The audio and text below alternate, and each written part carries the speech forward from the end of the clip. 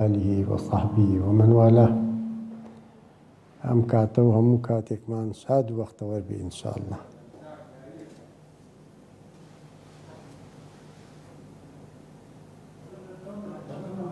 بەڵێ ئێمە ئەمانەوێ دائیمەن قورئانی پیرۆز کە کەلامی خوایە و فەرمایشتی خوای گەورەی تایە و نەهی تایە و ڕێگای سەعادەت و خۆشی دنیا و قیامەتی تایە پەیڕەوی قورئانی پیرۆز بکەین.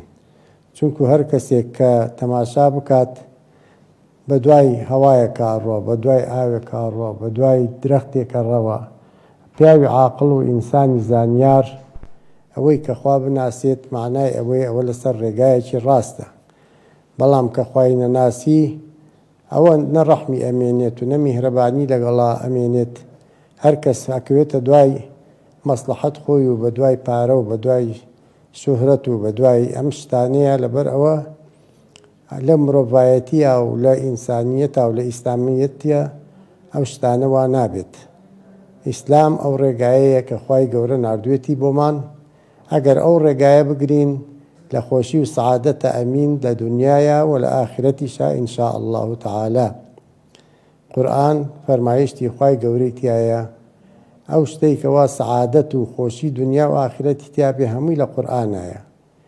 کتابی ئەوەڵ و ئاخر هەمووی لە قورئانە هەیە و خوای گەورە بۆمانی باس کردو و کۆی کردوتەوە بۆ حەزەتی موحەممەد صلی الله عليه وسلم دایگردووە و ئەویش تەبلیغی ئێمە پێمانی کردووە و ڕێنماییەکانی فێرمان کردووە لە زەمانەی سەحابەکان و ئال بەیت و دەسای دەست هەتاکو ئەم زەمانە و الحەمدولیلا ڕۆژ لە ڕۆژ زیاتر گەشە ئەسێنێت و ئەزانن خەڵکی کامە حەقە و کامە ڕاستە و کامە جێڕ و گەواچە. لەبەر ئەوە ئەم ڕێگایەکی ڕاستە، پێویستە ئێمە ئاگادار بین و خەڵکی ئاگادار بکەینەوە کە دوای بەناو هەندێک کەس بەناو دینەوە بەناو ئیسلامەتیەوە هەندێک شتەکات یا خەڵکە کوژێنن یا تەقینەوە ئەکەن یا خود تەعدا ئەکەن لە خەڵکی. ئەمە ئیسلام بەریئە لەم شتانەوە، ئیسلام عیلاقەی بەم شتانەوە نییە. كل المسلم على المسلم حرام دمه وماله وعرضه. حەزرەت پێغەمبەر صلی الله عليه وسلم فەرمێ هەموو شتێکی مسلمان لەسەر برای مسلمانی حرامە. چی دەمه واتە نابێ بیکوژێ، کەس بکوژێ، وماله ماڵی زەود بکەیت یاخود بە حیلە و حەواڵە یا بە ڕشوەت یا بە هەڵخەڵەتاندن یا بە قومار بەم شتانە بیبەی، ئەمانە هەمووی حرامە. دەمه وماله وعرضه تەعداکردن لەسەر ناموسی خەڵک و ئەگەر کچیان بێ ئەگەر خێزانیان بێت.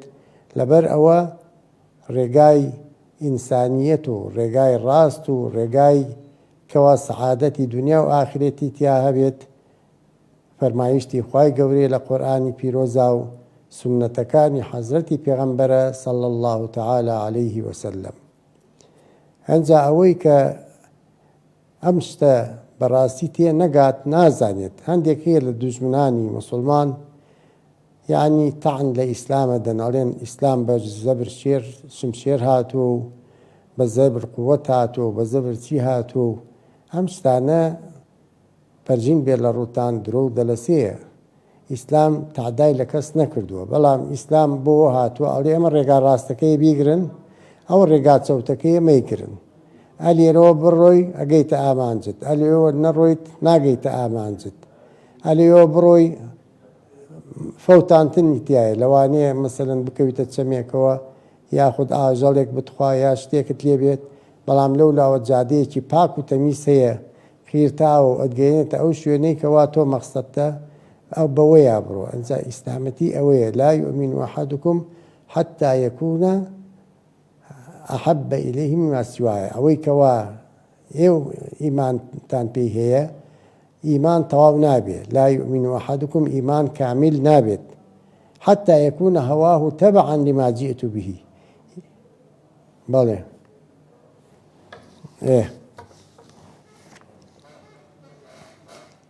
وای کوات دەنگی زەعیفە، کوات دەنگ نایە. سلام علیکم.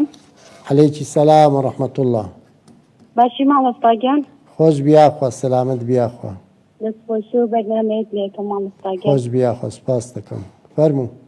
وەڵی لەسەر تەورەکەت مامۆستاگەر من قورعان ناخوێنمەوە بەس هەنێ غەڵەت وشتمە ئایا ئاسایە؟ محاولە بکە فێر بە محاولەکەم یعنی باشم کەلیمە کەلیمەی غەڵەتە. ئەزانم یان ئەتوانی فێر بیستاکە فێربوونی قورئان زۆر ئاسانە وەکو جاران نییە ئەتوانی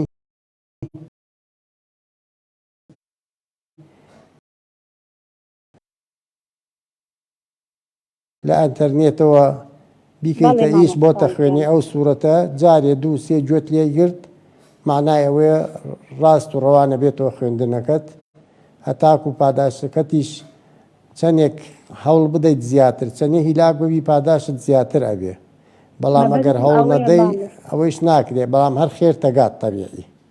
بەڵێ وتم ئایا ئەگەر ئەو هەڵانم هەیە پاداشتەکەم ئەگا ناگات مادام تۆ بۆ ئەوە ئەی خوێنیت کە پاداش لە خوا وەرگیت گوناهکار نابیت بەس مادام لە وڵاتی موسڵمان نایت ئەتوانی فێربی ئیستاکە وەک جاران نییە ئیستا ئەتوانی لە ڕێگای ئەنتەرنێتەوە لە ڕێگای تەسجیلەوە لە ڕێگای رادیۆوە لە ڕێگای تەلەڤیزۆنەکانەوە کە دەرئەچن قورئان ئەخوێنن مەوعیزە ئەدەن ئەتوانی لەوەیشەوە ئیسادەیان لێ بکەیت و یا ئەتوانی تەلەفۆن بکەیت بۆ هەر مامۆستایەک جواب دەداتەوە وەڵامەکەت ئەداتەوە بۆ شێوەی خوا پێی رازی بێ. بەڵێ مامۆستاگەر دەست خۆش بێ کاتێکی خۆش. سپاس دەکەم خۆش بیا خوا سەلامت بیا. ئەنجا دینی ئیسلام دینەکە دینی ڕاستە یعنی نەهین هیچ قەومێکە نە هیچ حیزبێکە نە هیچ دەوڵەمەنێکە ئەمە ڕێگای خوایە و ئەن هذا صراطی مستەقیمە ئەی محەممەد صلی الله عليه وسلم پیان بڵێ ئەمە ڕێگاکەمانە ڕێگایەکی ڕاستە فاتبعوه دوای بکەون بەسەر ئەم ڕێگایەیە بڕۆن بەسەر ئەم سکەیە بڕۆن هەتاکو بگەێنە مرادتان وأن هذا صراطي مستقيما فاتبعوه ولا تتبعوا السبل سبل أو ڕێگا نەیەکەوە لەم لەولای ڕێگا ڕاستەکەەوە لا ئەدات بە چەپا و بەڕاستە و ئەنجا چەپ و ڕاستە کە ڕێگای تریدی ئەبێتەوە ئەوانە لەوانەیە ئینسان بە گومڕاهیە ببە لەوانەیە بە فەوتا نابیبات لەبەر ئەوە مادام ڕێگای ڕاست هەیە وەکو حافظ شیرازی ئەفەرمێت ئەڵێ ڕاستی ڕەفتی چەفتی کەفتی ئەڵێ ئەگەر ڕاست بیت ئەگەیتە مراد خۆت ئەگەر چەوت بیت ئەکەویت و ناگەیتە ئەو شوێنێکەوە تۆ مەقسەدتە. ئەنجا ئیسلامیەت بەو شێوەیەیە ئێمە گەرە تەفاخر بکەین بە دینەکەمانەوە بە ئیسلامیەتەوە و بەڵام هەندێک کەسەیە دەستێکا لە دوایەنەوە ئەیانەوە سومعەتی ئیسلام بشکێنن یا سومعەتی پێغەمبەر صلی الله عليه وسلم یا هەندێک تێنن هەر نە زانستی هەیە و نە هیچی هەیە و نە عیلمی هەیە ئەیتێنن بەناو ئیسلامەوە قسە ئەکات خەڵکی نازانی نەفام و نەزان ئەڵێ ئەوە ئیسلامەکەتانە فڵان کەس وایوت فیستان وایوت بە فڵان و فیستان حکم نادێت سەر دین بە قسەی خوای گەورە قورئانی پیرۆز معلومە نازانن فێر بن. بەڵێ فەرموو وسام عیسام حسام محمود بەڵێ کاک عیسام فەرموو. السلام عليكم مامۆستا. وعليكم السلام ورحمة الله وبركاته. فەرموو. والله مامۆستا پرسیارێکم لە تۆ هەبوو بەڵێ لە جەنابەت هەیە. بەڵێ مامۆستا وەڵڵاهی ئەوەی کە نەخۆشی هەبێ بەڵێ ئەمجا نازانم ڕەمەزانی لەسەر فەیزە فەرز نییە. خۆی نەخۆشی ئەنواعی هەیە هەندێک نەخۆشی هەیە بە ڕۆژوو بیت هیچ تەسیرت لێ ناکە بەڵام هەندێک نەخۆشیش هەیە ئەگەر بە ڕۆژوو بیت تەسیرت لێەکە ئەوە ئێمە ناتوانین قەراری بدەین لە دکتۆرێ بپرسە بڵێ ئایا بە ڕۆژوو بم زەرەری هەیە بۆم زیانی هەیە بۆم یان نا ئەگەر وتی زەرەری هەیە و زیانی هەیە ئەتوانی بە ڕۆژوو نەبیت کەی چاکەوە بوویت قەزای بکەیت ئەمما ئەگەر سێرت کرد هەندێک نەخۆشی هەیە بەردەوام لەگەڵ عومرایە ئەوە ئەبێ فدیەی بدەیت ڕۆژی خواردن فەقیرێ بدەیت لە جیاتی ڕۆژوەکەت و ئەگەر هیچیش دەستت ناڕوا ئەوە خوا ئەرحەم الراحیمینە. زۆر چاکە مامۆستا دەست خۆش بێ سەر زۆر خۆش سپاس. بێ سەلامەت بی سواز دەکەم خوا مەوفەقتان کە ئینشاءالله. هەنجا ئەم دینەمان دینێک قورس نییە وەکو دینەکانی پێشووتر زۆر بە قورسی کردبوویان. ئەم دینەمان دینێکی ڕوون و ئاشکرایە، دینی ڕەحمەتە، دینی شەفەقەتە، دینی یارمەتیە بۆ یەکتری. یعنی تەماشا بکە زەلامێک کە کافرە بێدینە ڕێز لە پشیلەیەکە گرێکە یەکێکە لە مەخلوقاتەکان خوای گەورە بە بۆنەی ئەوە ڕەحمەتی لێکە. وەکو پێغەمبەر صلی الله عليه وسلم ئەفەرمێ ئەڵێ دەخەلەت ئیمرەئەتون ئەننارە، ئافرەتێک چووە ناو ئاگرەوە. بەهۆی چیەوە؟ بەهۆی ئەوەی کە پشیلەیەکی هەبوو، نە ئەوە بوو ئاو خواردنی بداتێ، بەڵێ فەرموو. ئەم کاتە باش مامۆستاگیان ژیان باش. بەڕێزی مامۆستاگیان من دایکم نەخۆشی شەکری لەگەڵایە بەڵێ جا دەرزیش بەکارێنێ دەمنیش پێی ئەڵم بە ڕۆژومە بە گوناحەکەی بمری من ئایا گوناحبار نابم؟ ئەگەر زەرەری هەیە بۆی ڕۆژوەکەی با بە ڕۆژوو نەبێت. ئەگەر نەخۆشیەکەی بەردەوامە ئەوە فدیەیەدا، هەر ڕۆژی خواردن فەقیرێکەدا و تەواو بڕایەوە. ئەگەر نەخۆشیەکەیشی مۆقەتە کەی چاکەوە بۆ وەختا توا قەزای بکات. باشە مامۆستاگیان دەستە خۆش بە. سەرتان خۆش بێ سەلامەت بیاخۆ. ئالە. ئەنجا دینەکەمان یوسرە، ئین هذا دینە یوسر فەئەوقد فیه بیوسر، یعنی نابێ ئینسان قورسی بکاتەوە لەسەر خەڵکی. دینەکەمان زۆر ئاسانە، زۆر زەحمەتی تیا نییە، بەڵام چیە هەیە لی تێناگات. بە قسەی یەکێک کافرەکەن، بە یەکێک فاسقەکەن، یەکێک نامچی ئەەکەن، ئەم شتانە لەم دینی ئێمەیان نییە. ئەنجا ئێمە تەماشا بکەین حەزەتی پێغەمبەر صلی الله عليه وسلم ئەوەنە تەواضعی هەبووە، ئەوەنە خۆی بە بچووکدا ئەنا لە ناو خەڵکیە کە دائەنیشتن دێجار لە مەجلیسە کەس نێزانی ئەوە پێغەمبەرە صلی الله عليه وسلم کە یەکێ غەریب باتایە. بەڵێ ئیمان فەرمووی. السلام عليكم. عەلەیکی سەلام وەرەحمەت الله. باشە مامۆستاگیان. سەلامەت بیاخۆ عەمرت درێژ بی خۆش بیاخۆ. والله مامۆستاگیان پرسیارێکی هەم. فەرموو. لەسەر ڕۆژە دووپاسکردنەوە ئایا دەرزی تەسبیحات دەرسی بەتاڵەکاتەوە؟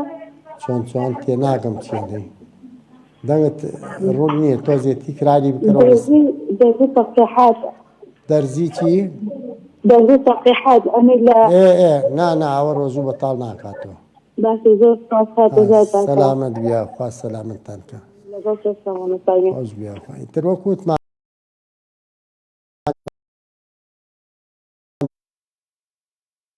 یعنی ئەم دەرزیانێکە لێ ئەدرێت هیچی ڕۆژوو بەتاڵ ناکاتەوە، یعنی بۆ ئەوە لێ ئەدات کە نەخۆشیەکی یان بۆ ئەوە لێ ئەدا تووش نەخۆشیەک نەبێت، لەبەر ئەوە ڕۆژوەکە بەتاڵ ناکاتەوە هیچ تەسیرێکی لەسەری نییە. بەڵام هەندێکەیە مەسەلەن لە دەرزی و دەوا کاک ڕەفیق سلێمانی. السلام عليكم مامۆستا. عەلەیکم السەلام وەرەحمەت الله وبەرەکاتوه. سلێمانیەوە مامۆستا. سەرچاوم خۆش بیاخوا فەرموو. مامۆستا گیان خوا پاداشتی بە خێرێ باتەوە بۆ ڕێنمایەکان. ئامین ئامین ڕەمەزانە لێ ئەزمانی پیرۆز بێ و خۆشحاڵین بە ڕێنمایەکان. خوا سەلامەتتان کە خوا جەزای خێرتاندا ئینشاءالله. مامۆستا گیان پرسیارێکم هەیە ئەگەر بە ڕۆژا بە ڕۆژوبی لای خێزانتەوە خەویان پاڵکەویان شتێت ڕۆژوو بەتاڵە بێت؟ چۆن باش تێ ناگەم وڵات چێڵیت هەڵێ ڕۆژوان بە ڕۆژوو بێت تا ڕاکشەیان لە پەنا خەویان شتێت نەک دەستبازیشتی واخوانە خواستە ڕۆژوو بەتاڵە بێت؟ ها یعنی بخەویت و لە خەوە برین لە دوای پارسیەوە لە دوای پارسیەوە قەینا کە خەوتیت یعنی شەیتانی بووی چی بوو؟ نە هەر لە پەنا خێزانی خۆتا بخەوی قەسمەوەیە. ئێوە خەوتی چی تیایی؟ دەراتی نییە بۆ ڕۆژوەکەت؟ لەنە تەسیری نییە، بەس ئەو کردەوە نەکەی توی تر تەسیری نییە. بەڵێ ئەگەر پێش ئەوەیش کردەوەت کرد یعنی گەرێ لە پاشان ئەوە غوسلەکەیتەوە مەوزوعێترە بەس تاسیری بۆ ڕۆژوەکەت نییە ئەمما لە کات ڕۆژوانە بڵێن لە کات بانگدانی بەیانیەوە هەتاکو مەغریب ئاگدار بە ناڕەحەتی نەکەی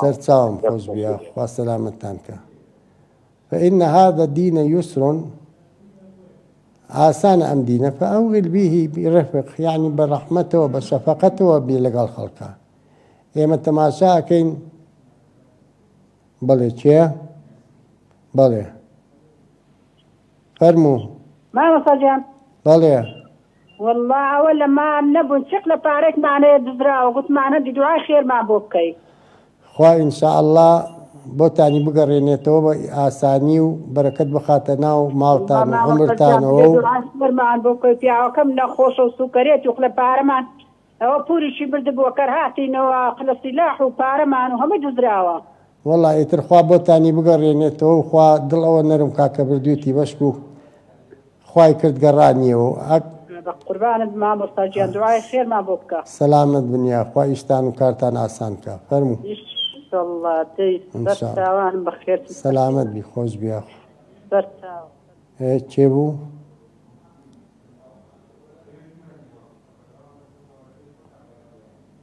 باشە هەنجاوە کووتمان کە کاتێ لە کات ڕۆژووا بوو کە خواردن و خواردنەوە نابێ بکات نابێت دروست بێت لەگەڵ جنیا و خێزانیا و ئەیتر هەر شتێکیش لە لوتەوە یان لە دەمەوە چووە خوارەوە ئەوە ڕۆژۆکە ئەشتێنێ بە عەمدی بێت بەڵام کە کاتی دەستنوێژ بوو نەیزانی ئاوی لە دەمی هەڵەدا لە ناکامێکا تۆزێ چووە خوارەوە ئەوە مادام شتەکە بە دەستخۆی نەبووە ڕۆژۆکەی ناشتێنێ یان یەکێک بە زۆر پەنجە بکاتە قوڕ خۆیان خۆی بڕشێنێتەوە ئەوە ڕۆژۆکەی پێ بەتاڵە بێت ئەمما بەهۆی نەخۆشیەوە بێت بشێتەوە ئەوە تەسیری نییە و ڕۆژەکەی بەتاڵ نابێ یا نەخۆشە هەڕوات بۆ لای دکتۆرێکیان بۆ لای ئەوەی کەوا عیلاجی بکات دەرزیەکی لێ ئەدات ئەو دەرزیە ڕۆژەکەی ناشکێنێت بەڵام ئەوەی کەوا پێی ئەوتێ مغەذی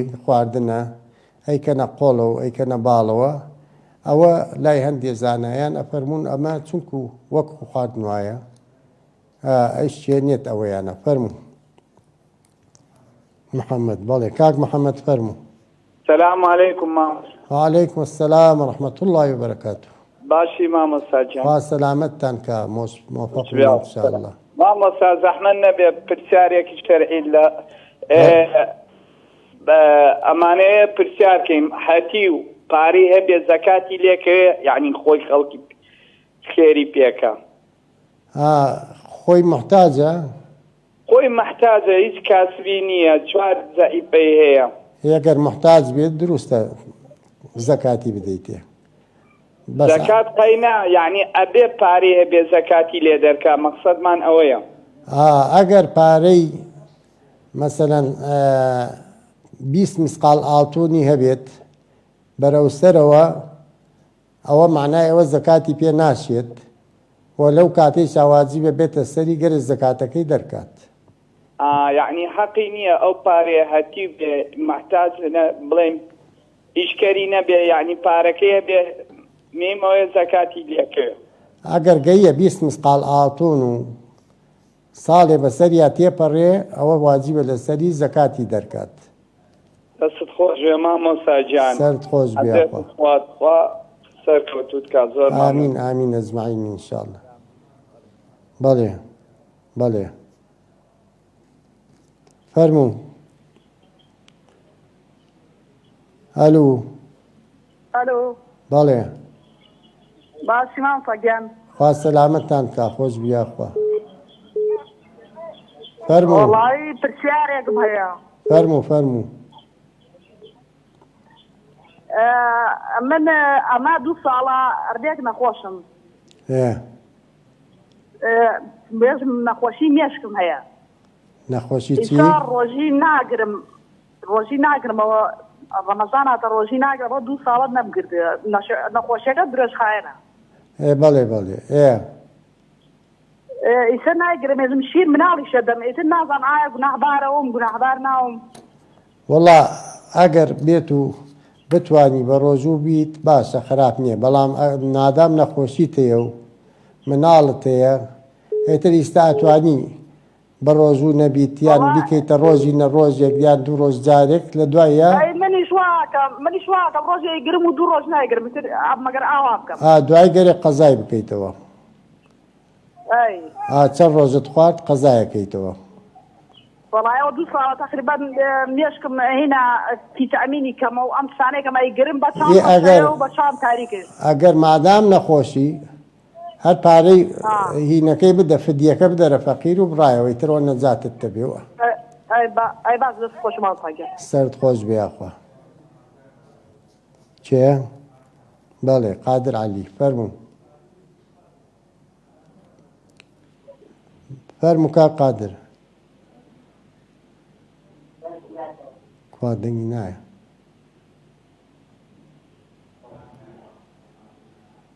مامۆستا قادر فەرموو مامۆستا ئەلو بەڵێ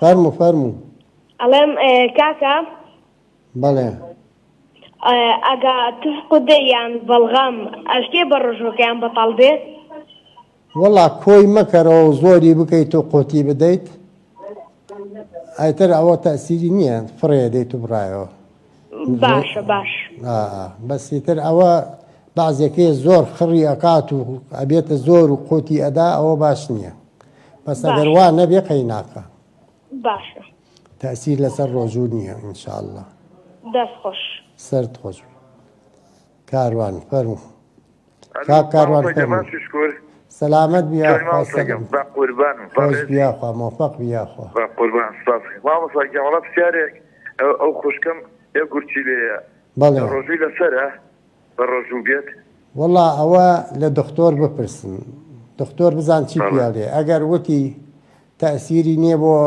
ڕۆژوەکە تەسیری لێ ناکات ئەوە با بە ڕۆژوو ئەمما ئەگەر تەسیری لێ بکات و زیان بەخش بێت ئەوە با بە ڕۆژوو نەبێت فدیەکەی بدا دەست خۆش مامۆستا گیان سەمە درێژ و کاتێکی خۆش سەلامت بیاخوا خۆش بیاخوا سەلامتتان کە بەڵێ کاک شوکر فەرموو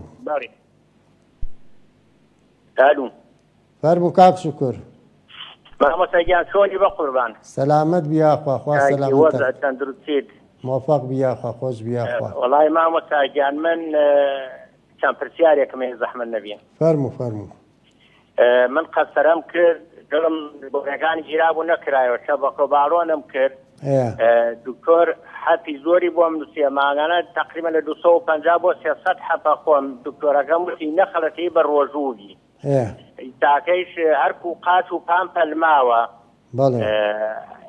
ئیتر نازانم تۆڕەی چۆنە وتێلی بە ڕۆژوو مەبە ئەو دکتۆر ئەگەر وتی بە ڕۆژووبی زەرەری هەیە بۆت بە ڕۆژوو مەبە چونکو بە ڕۆژوو ببیتن زا گوناهکارە بی معناوێت و خۆت عەزیەت خۆتە دەی خۆم فیدیەکەیەوە عولەماکان چەندێکیاندانێ فیدیەکەیە دەم و فدیەکەی بدە مادام نەخۆشیە بەردەوامت هەیە ئەو نەخۆشیە بەردەوامانە فدیەی ئەدەیت و ئیتر ئینشاءالله خوالیتی قبوڵەکە ماگانە لە 250 بۆ 300 حەپە خۆم معدەمی دار ئەزانم ئاگادارم ئەو نەخۆشیانە بەردەوامێتایەنە ئینشاءالله ئەوە کەفارەت گوناحە و دەرەجەی موسڵمانی پێبەرزە بێتەوە هەمووی ڕەحمەتە هەرچی لەخواوە بێ ڕەحمەتە ئەی مامۆستا کە من بە ڕۆژوو ئەبێ ئەتوانم قوربانی بکەم وانە چی بکەی یعنی بۆ جەرگەی قوربانی بکەم هێقەی چێک ئەوە عیلاقەی بە ڕۆژووە نییە مە زۆر مەمنوتم مامۆستا گیان سەلامت بیا خوا سەلامتتان کە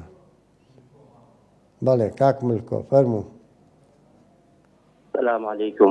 عليكم السلام ورحمة الله وبركاته. ملاجان رمضان في روز الليل مولي ولا أمتي محمد. آمين أجمعين إن شاء الله. فرمو. فرمي بزحمة نبي داناني يعني زكاة دان شون حزم كد زياتر روني كيتو بومان. شون دني باس ناي نازم. زكاة.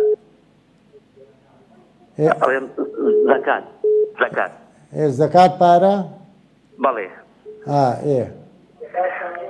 بەڵێ مەلەکجان ئەگە پارەتە بێت و ساڵێ بەسەر یا تێ بپەڕێ بەڵێ ساڵێ بەسەر یا تێ بپەڕێ و بگاتە حەدی زەکات ئەوە پێویستە زەکاتی دەربکەیت ئەیتر هەر ساڵێک مقدارێکی هەر لە ملیۆنێ 25,000 دەرەستکرێ هەر لە ملیۆنێک 25,000 بەڵێ باشە زەحمەت نەبێ ئەبێ ئیستا بیدەی چۆن یعنی ئیستا بدای مانگ ڕەمەزان ئەبێ بیدەی احتیاجی هیچ کەسێک نییە قەیچێکە ئەتوانی پێشی بخەیت بە شەرتێ مەسەڵەن هەنێ فەقیر هەیە لە ڕەمەزانە نەبێ نایبینیت یان یەکێک نزیکە لێتەوە قەی ناکە ئەتوانی تیش پێشی بخەیت باشە دەست خۆش بێ ئەی زەحمەت نەبێ هینا بڵێن خەڵکێک هەیە هەتیم نییە بەڵام حاڵی زۆر زۆر فەقیرە خۆی یەتی و شەرت نییە یەتی و هەیە دەوڵەمەنە پێی ناچێ نابی ئێمە یەتی و بکەینە بەڵگەیەک بڵێن ئەمە یەتی وە یا یەتی و نییە یەتی و هەیە دەوڵەمەنە پێی ناشێت هەیە یەتیوش نییە فەقیرە و هەژارە و دەستی ناڕوا پێی ئەشێت گەلێک مەمنون خوا ئەدەت بنووسێ ئەدەرەکەڵا و دەست خۆش بێ و خواتەمەند ئێستایا ڕەتی ئەنجا بۆ ئەو نیسابە دوو شتەیە مەسەڵەن کابرا کە ئەتوانی ئیش و کار بکات و بە قووەتەوە عیبی نییە و ئیش ناکە و کار ناکە وەڵام من فەقیرم زەکاتم بدەنێ بەوە ناشێت ئەمما ئەوەی کە مەسەڵەن ناتوانانی ئیش و کار بکات لەبەر ئەوەی نەخۆشە ئەوە پێی ئەشێت دروستە بیترێ پێی دەستەکان خۆش بێ بەتاکید خۆمان شەوە نازانین ئینشاءالله زیاتر خوا لێتان و لە ئێمەش قبوڵ بخارگەڵ هەموو مسلمان اللهم آمین ئەجەرەکە الله دەست خۆش بێ دەست خۆش بێ سەلامت سپاس دەکەم ئەنجا ئەم پارەی دانی زەکات و ئەمانە فرسەتێکە لە ژیانتە لە پێش خۆتە ئەینێری سەوەکو یەکێک کە سەفەرێ بکە ئەڕوا بۆ وڵاتێتر ئەگەر هی بەڵێ فەرموو السلام عليكم. عليكي السلام ورحمة الله وبركاته. مامتا بزحمتك تشارك معي. شلون؟ تشارك معي مامتا. فرموا. خصوم نخوشي درشخاني يا بلين سرطانيتي. ايه. إذا هم صالح في دي كده. السالة أم صالك وتي أنا ستكرت ونبوني أبغاني وي في دي كدينات قشتي شي ندي احتياطية. شو درزيكا؟ بلى. نەخۆشی وتت سەرەتان سەرەتانیە بەڵێ سەرەتانی هەیە دکتۆرەکە بڵێت ئەتوانی یان ناتوانێ ئەگەر وتی ناتوانێ ئەوە فدیەکەی ئەدات و تەواو برایەوە ئەگەر دەستی ناڕوا هیچ لەسەری نییە و گوناهکار نابێ یعنی هیچ نەدات فدیەکە دەستی نەڕوا ئەگەر ئیمکانێتی هەبێ فدیەکەیەدا ڕۆژی خواردن فەقیرێدا ئەگەر دەستی نەڕوا هیچ خەڵکی داتە ئەو نەک ئەو بیداتە خەڵک هیچی لەسەر نییە ئامین ئەجمعین ئینشاءالله بەڵێ کاک عەزیز السلام عليكم. عليكم السلام ورحمة الله وبركاته. باشي أحوالك شلون؟ با سلامتك كا موفق بي عم. سعود ما تكلم منه والله ما أصلا مني بروتشي دكتور. إيه. زرعي بكلم كذا هنا كلم عمليات كذا الدكتور ودي روزه ما ادري ايه هذا كلام شنب كان ايه ما دام دكتور وتي بروزو ما بروزو ببيت معناه وين خوشيكت زياتر اكات يا زرعي قورترت بيجيني لبر او بروزو ما بو امكانيه تي فديكي بدو امكانيه تشنيه خوا قوره غفور رحيمه والله تفنا من بخاف أنا من بخاف إن شاء الله خواش شوي خير ما نداه مومان من دس ما تقول من دس ما استغفر الله خواش سلامت عثمان إيه ده فرمو كاك عثمان فرمو السلام عليكم. عليكم السلام ورحمة الله وبركاته باش ما فجان خواش سلامتان كامو لسمعتكم خوش بي أخوة أخوة قولة العملية قبولك إن شاء الله آمين أجمعين إن شاء الله أم فجان في شارك ميزة الحمد لله فرمو أم فجان أفرتي دويجان روزو قلتنوي لسر قضاء يان في دي بدا تشيبكا والله أتوانيت دواي أوي كمان علي بو شير ميري داو لا دواي أتواني قضاي بكاتوا ئەمما ئەگەر سیحەتی تەواو نییە و نەخۆشی هەیە و ناتوانێت بیگرێتەوە ئەو وەختە ئاتوانێت فدیی بدە. خوا جزا باتەوە مامۆستا. ئامین ئەجمعین ئینشاءالله. خوا جزا باتەوە. خوا سەلامەتتان کە، خوا مۆفەقتان کە ئینشاءالله. باشە. ئێستا ئێمەش کاتی بەرنامەکەمان کۆتایی هات، داواکەین لە خوای گەورە خوا پاداشی هەمومان بداتەوە و ئەو کارمەندانەی کەوا لێرەن و ئەوانەی کەوا گوێمان لێ ئەگرن و داواکەین خوای گەورە ڕەحم لە دین و ئیمانمان بکات و لە وڵاتمان بکات و لە هەموو هاوڵاتیان و لە شەڕ زاڵم و خوانە ناس و ئەو شتانە دوورمان بکاتەوە. و ئاخر دعوانا ئەنی الحەمد لله رب العالمین والسلام عليكم ورحمة الله وبركاته.